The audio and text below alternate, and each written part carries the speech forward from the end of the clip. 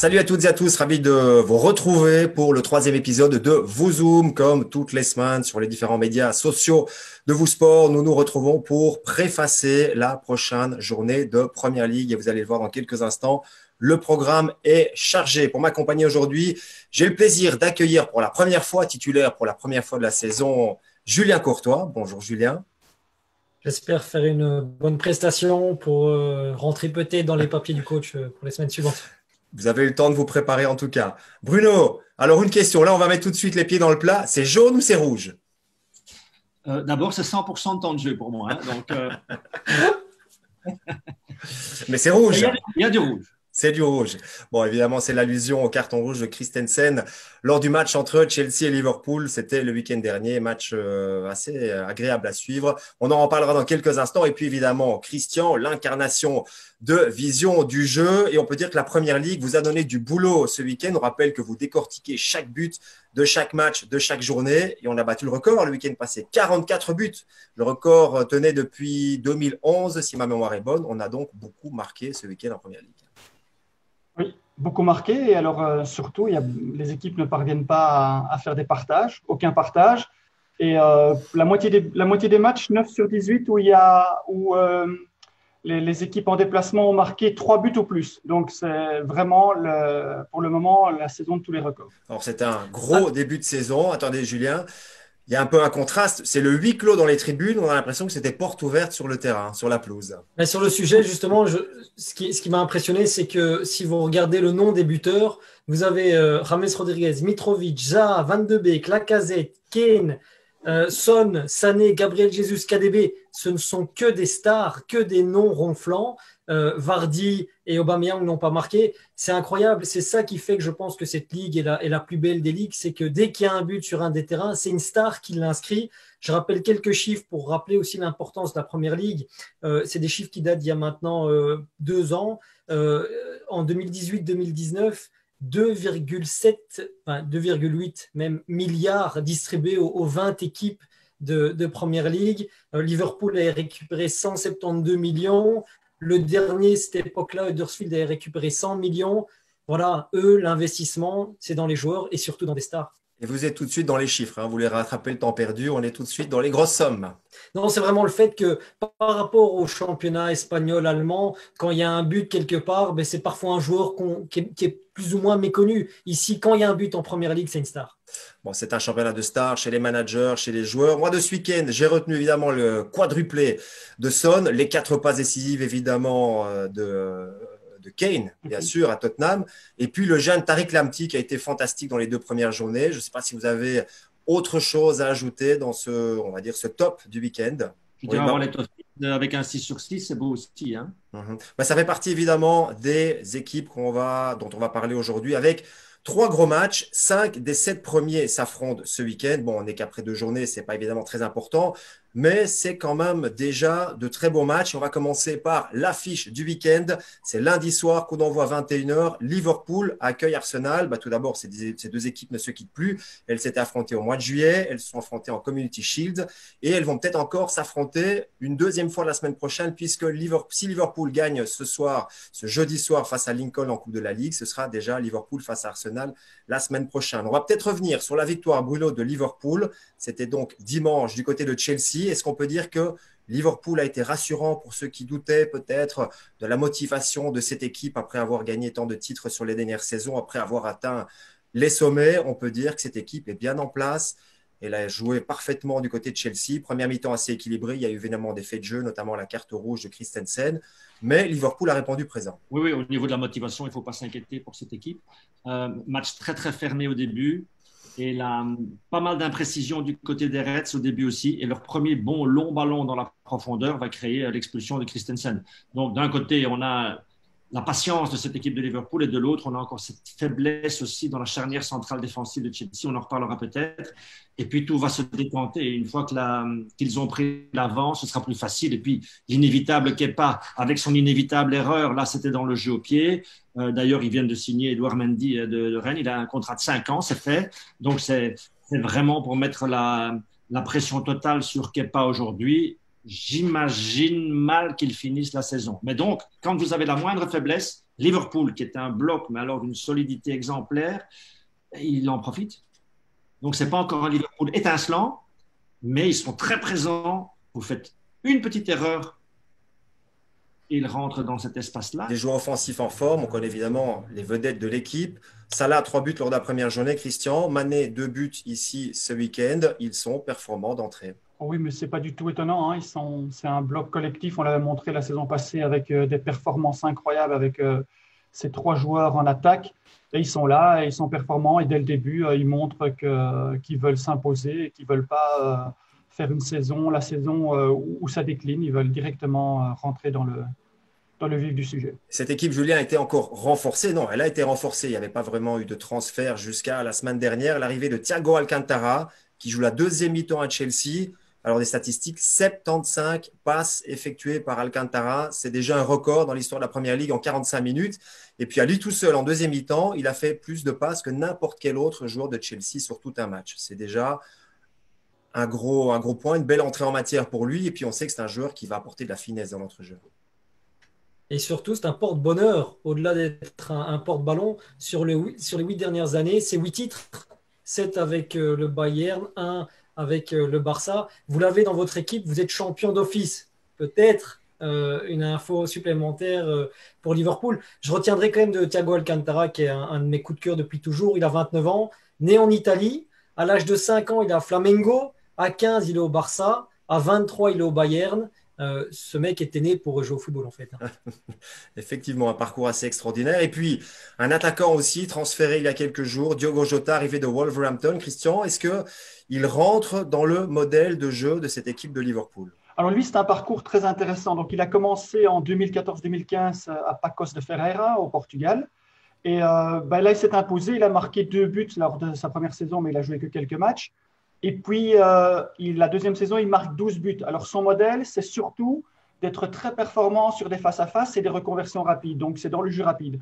Et il y a eu une évolution qui s'est faite au niveau de sa carrière. Il est passé à Porto, il marque 8 buts, toujours de la même manière. Et puis, il passe à Wolverhampton, puisqu'on sait quand même que Wolverhampton est sous-dirigé par Gestifoot, qui est Mendes. Donc, il y a beaucoup de Portugais. Il arrive en Championship. Et là, il est toujours performant en face-à-face avec 17 buts. Et puis, Wolverhampton monte en première division. Et là, il y a une petite évolution. Il a toujours cette capacité à marquer sur le jeu rapide et les face-à-face. Mais surtout maintenant, il est très, très fort en venant sur des centres de la droite, venir se positionner au cordeau. Et donc, il a une arme supplémentaire dans son jeu. Il parvient à marquer au cordeau sur du jeu dominant placé. Et c'est quelque chose qui va être très intéressant parce que s'il joue sur le flanc gauche de Liverpool, il va pouvoir recevoir des centres de Trent Arnold, c'est ça? Alexander Trent Arnold. Oui, exactement. Et donc, il va pouvoir apporter et il sera toujours aussi performant dans les reconversions rapides quand ils vont faire ce fameux pressing à la Klopp et de pouvoir marquer sur des face-à-face. Donc, un renfort sûr pour Liverpool. C'est donc une option offensive supplémentaire pour Jürgen Klopp. C'est pas une très bonne nouvelle par contre pour Divock Origi qui descend un petit peu là dans la hiérarchie. Julien, vous voulez ajouter quelque chose? Aujourd'hui, dans le Sun, on insiste sur le fait que Sadio Mané est occupé à essayer de faire un lavage de cerveau à Kalidou Koulibaly de Naples pour qu'il le rejoigne à Liverpool. Donc ça, c'est toujours le feuilleton. C'est pas United, City, Liverpool pour Koulibaly. J'avais une petite question pour Christian. Est-ce que quand on voit le recrutement, est-ce que Liverpool achète des noms pour vendre des maillots ou bien on voit vraiment que c'est dans l'utilité du groupe? Je pense qu'offensivement, je crois qu'ils n'ont rien à prouver. Aujourd'hui, qu'est-ce qu'il faut? Il faut arriver à ce qu'on ralentisse ce phénomène d'entropie, c'est-à-dire que tout se désagrège avec le temps. Et donc, le fait de s'installer, d'avoir des joueurs qui sont performants, mais qui, dans le temps, vont probablement perdre à un certain moment une partie de leur qualité, il faut ajouter des joueurs qui ont les mêmes performances, c'est-à-dire le jeu rapide, le fait de pouvoir venir d'un système défensif qui est bien au point de la part de Wolverhampton, et de pouvoir s'intégrer et de mettre la pression pour garder ce niveau d'excellence offensive. Et donc, je pense qu'avec Diogo Jota, c'est exactement ce qui doit se faire. Bon, et de toute façon, Jota et Alcantara ne vendent pas autant de maillots que Messi ou Ronaldo. Mais bon, voilà, ce sont deux très bons transferts pour Liverpool. Bon, Koulibaly, on verra, mais il est cité un petit peu partout. On a parlé de City, on a parlé, il me semble aussi de United, voire de Chelsea, donc on verra. Et puis Fabinho, quand même, qui a joué dans l'axe de la défense, a plutôt été bon face à Chelsea. Donc voilà pour Liverpool qui enchaîne donc les gros matchs. Ce sera après Leeds, après Chelsea, déjà une troisième grosse rencontre face à Arsenal. Alors Arsenal, ce week-end, j'ai eu la chance de commenter la rencontre. Ils ont été en difficulté face à West Ham, mais ils ont réussi à émerger, à gagner en toute fin de match. Donc c'est peut-être ça aussi le changement. Une équipe d'Arsenal qui parvient à gagner finalement en étant pas vraiment bon, voire mauvais. On laissant beaucoup d'occasions à l'adversaire face à de vrais ténors. Je ne sais pas s'ils pourront se permettre ça. Il y a un excellent gardien aussi. Attention, ils viennent de battre encore Leicester 0-2 en Coupe de la Ligue. Donc, ils sont vraiment en train de surfer sur quelque chose de vraiment très, très intéressant. Mais attention, ils ont vraiment laissé beaucoup d'occasions à l'adversaire. Et face à Liverpool, évidemment, ça pourrait coûter très cher. Christian, on va s'intéresser à Lacazette, qui a marqué son 50e but le week-end dernier, toute compétition confondue pour Arsenal. On ne sait pas le joueur vedette, évidemment, puisqu'il y a un certain Pierre-Emerick Aubameyang qui, en plus, a prolongé son contrat. Lui, il lui reste 2 ans de contrat. On parlait d'un départ éventuel cet été. C'est un joueur important dans l'équipe. Pourtant, on n'a pas l'impression que ce soit un des piliers. En tout cas, il n'est pas présenté comme ça. Est-ce qu'il est indispensable à cette équipe d'Arsenal? Indispensable. Je pense qu'un joueur de ce niveau peut toujours apporter quelque chose dans l'animation offensive. En préparant l'émission, on s'est dit quel angle on va essayer d'apporter à l'équipe d'Arsenal, puisqu'on avait parlé du jeu défensif la semaine passée.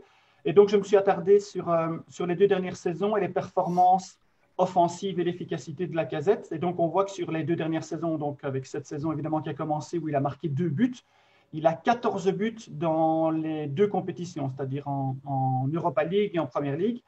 Et il y a très peu de buts en fait qui sont marqués sur phase arrêtée. Donc lui, il aime le plein jeu, il aime le jeu dominant placé et surtout, il aime les centres. Et on voit qu'il y a une prédominance avec des centres qui viennent de la gauche. Et donc là, on invite évidemment nos téléspectateurs à jeter un œil, à voir son attitude et son comportement quand il y a des ballons et notamment des centres qui viennent de la gauche par rapport à ceux qui viennent de la droite, puisque grâce à cette infographie, on voit qu'il y a une nette différence entre les 2 côtés.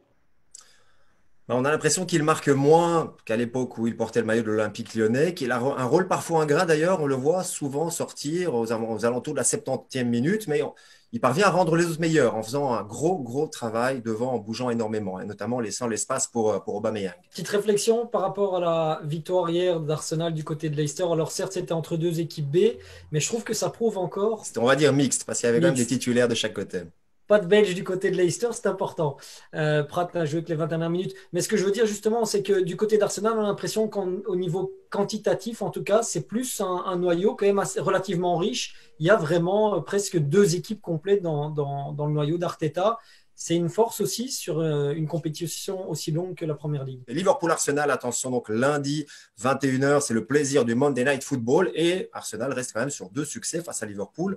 En championnat au mois de juillet, dans un match assez incroyable, je pense qu'il y avait eu 70% de possession de balle, 24 tirs pour Liverpool.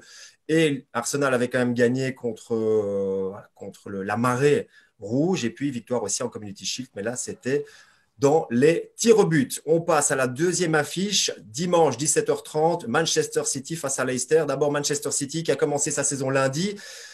Une pré-saison très compliquée avec des blessés, notamment Agüero qui n'est pas encore revenu, des cas de Covid positifs, notamment Gundogan, lundi qui a été déclaré positif. Il y a Laporte aussi, il me semble, Mahrez.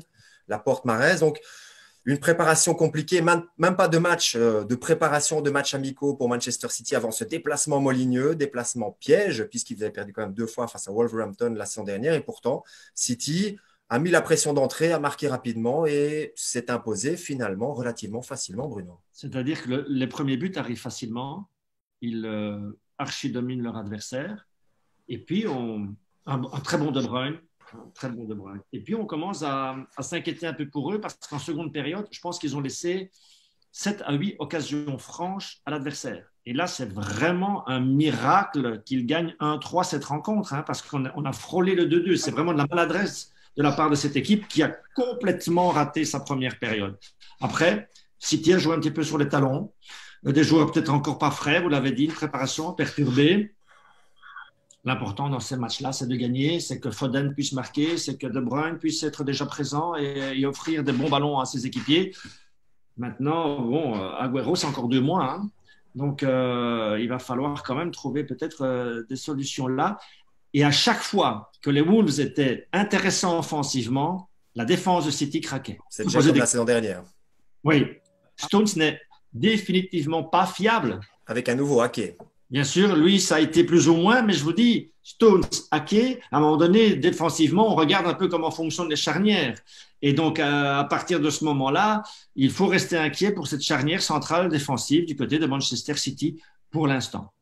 Bon, par contre, De Bruyne a été excellent. Il a un pied dans les 3 buts marqués par City, Christian. Oui, lui, il a été excellent. Et comme le disait Bruno pendant le direct, on a vu une équipe de Wolves avec un modèle qui s'est répété par rapport à la saison passée, c'est-à-dire archi mauvais en première mi-temps, pendant toute la saison pratiquement, marquant très peu de buts et en encaissant beaucoup.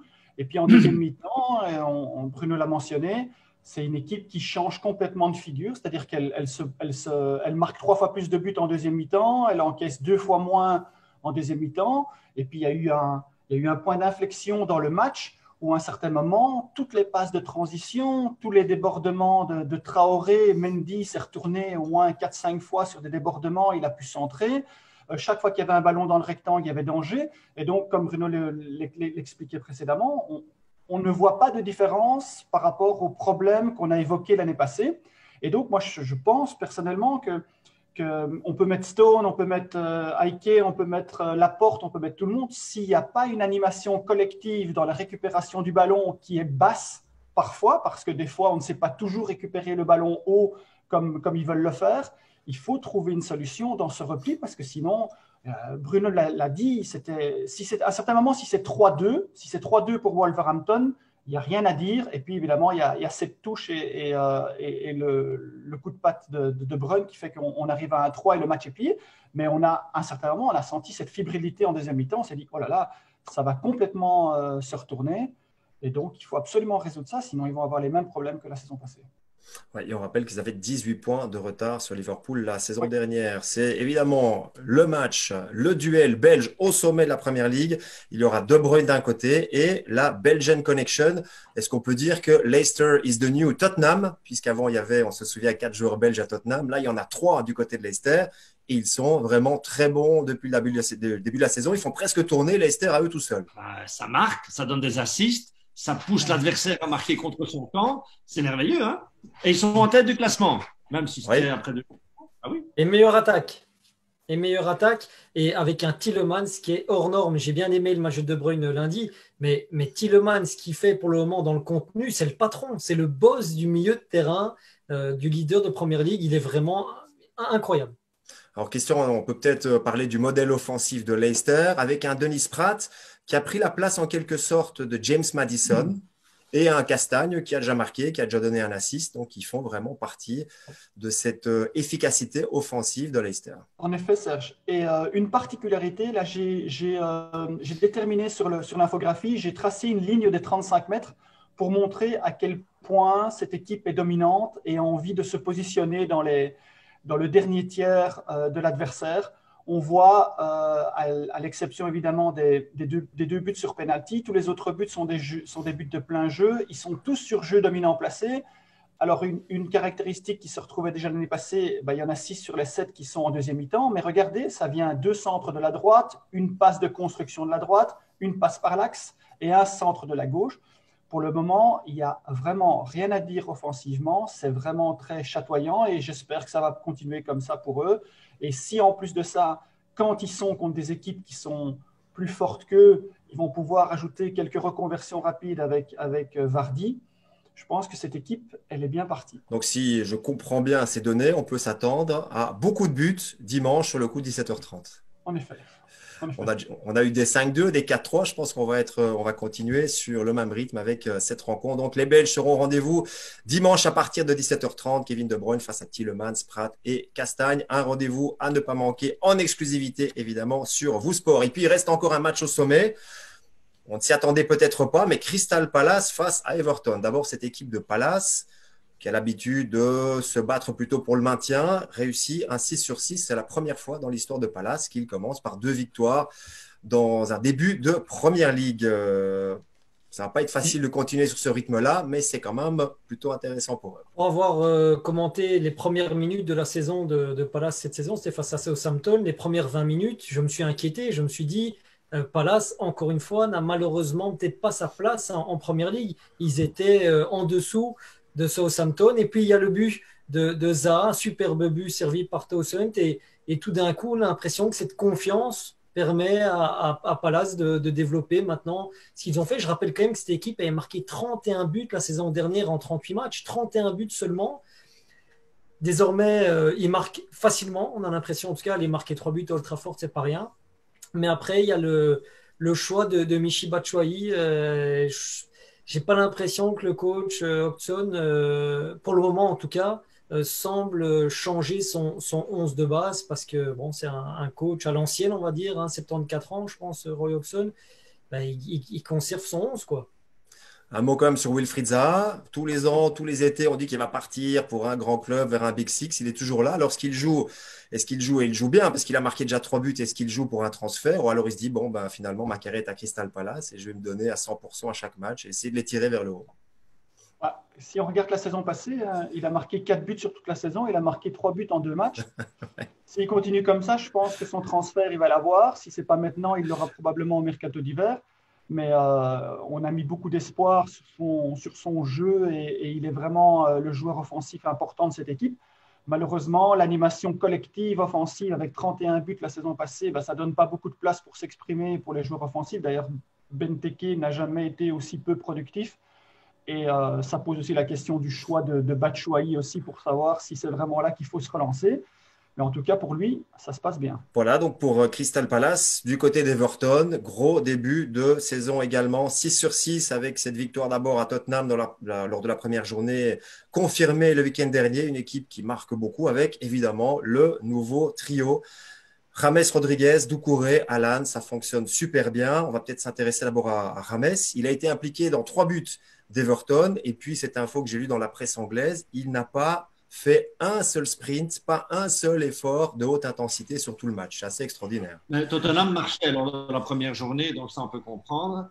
J'ai pas assez vu d'images de leur deuxième rencontre, mais ce qu'il y a, c'est que c'est une équipe très très bien mise en place, techniquement très bien placée aussi, et donc avec un entraîneur qui met tout le monde dans sa poche. Donc Julien, l'âge n'a rien à voir. Hein. Il a aussi plus de 60 ans, Ancelotti, il est toujours là, il met une belle équipe en place. Et justement, j'allais faire le lien. Ancelotti, c'est l'amoureux des coupes.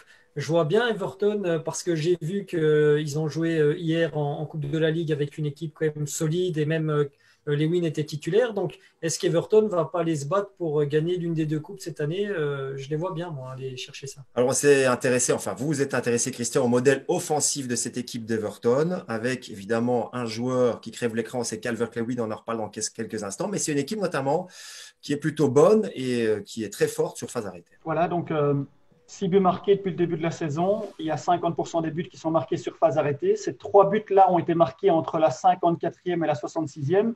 Je pense que plus précis que ça, on ne sait pas faire. Et on voit que ce sont 3 phases arrêtées qui viennent du flanc gauche et c'est chaque fois donné par des gauchers sortants. Donc, il y a un modèle. L'important maintenant, c'est de pouvoir continuer et de voir si l'adversaire a bien étudié ça et comment les contrer. Mais si ça continue comme ça, 50% sur phase arrêtée, alors je pense qu'on sera très proche du top 6 cette saison. Carlo Ancelotti donne toute sa confiance à Dominic Calvert-Lewin, jeune attaquant anglais. Et ça fonctionne puisqu'il a déjà marqué 4 buts. Et on voit notamment dans ses statistiques qu'il marque énormément de buts de la tête. Depuis son arrivée en professionnel chez Everton, il a déjà marqué 12 buts de la tête. Donc c'est un de ses modèles, entre autres. Et donc c'est très très intéressant parce que dans le jeu en première ligue, avoir un joueur avec un jeu de tête qui est très très bon, c'est beaucoup de points à gagner sur une saison. Et puis il a des bons joueurs autour aussi pour lui apporter de bons ballons, pour lui donner des assists. Donc attention, notamment Everton, si j'ai bien compris, dans le quart d'heure qui suit, ou le premier quart d'heure de la deuxième mi-temps. C'est là où il peut faire mal. Ok. Exactement. Ce sera une des clés évidemment pour ce match. Crystal Palace Everton, samedi à 16h. On a fait le tour de ces 3 affiches, je pense, messieurs, qu'il y aura de belles choses et du contenu ce week-end en tout cas. À préciser qu'il y a un petit sujet sur Calvert-Lewin justement dans le PL World qui sera diffusé ce week-end sur notre antenne. Et voilà, le rendez-vous est donné, le PL World, le preview show aussi, le VooZoom. Vous pouvez évidemment suivre en exclusivité cette première ligue sur Vous Sport World. Attention, au début, je pense que c'est le premier match à 13h30. Samedi, on a fait le tour de cette troisième journée. Il nous reste à vous souhaiter évidemment de bons moments, un bon spectacle et beaucoup de plaisir devant la première ligue. Merci Christian, merci Julien, merci Bruno et à très bientôt. Bye bye.